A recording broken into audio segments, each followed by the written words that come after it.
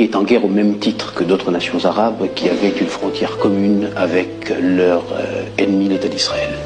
Est-ce qu'il y a une raison particulière pour cette entrée en guerre de l'Algérie alors qu'elle est si loin du théâtre d'opération?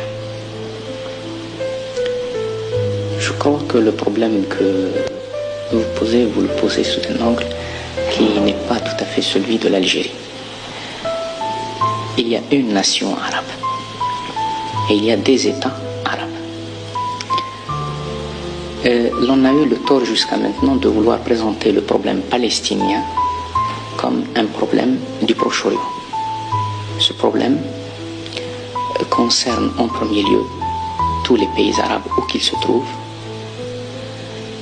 Il concerne en deuxième lieu tous les pays qui croient à la notion de la liberté, parce que ce problème est essentiellement politique. Il n'a ni un aspect racial, ni un aspect religieux. Pour preuve, je vous dirais que notre engagement auprès de la cause du peuple palestinien n'a d'égal que notre engagement aux côtés de la cause du peuple vietnamien, par exemple, avec qui nous n'avons ni des affinités de race, ni des affinités de religion.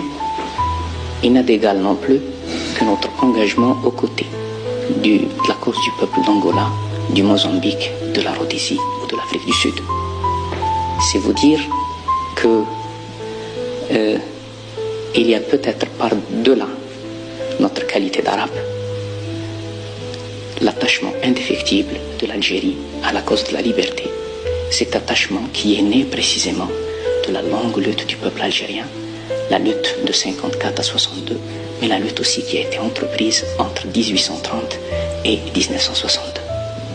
Est-ce que ce sont ces principes qui font que vous avez refusé d'admettre un cessez-le-feu? Il est prouvé maintenant que l'agression est une agression israélo-américano-anglaise. Il est prouvé maintenant que tous les pays qui croient encore en la liberté, et je le répète parce que je me plais à souligner la position remarquable du gouvernement français. Donc tous ces pays ont refusé d'entériner la situation qui est née du fait accompli. L'Algérie est en guerre au même titre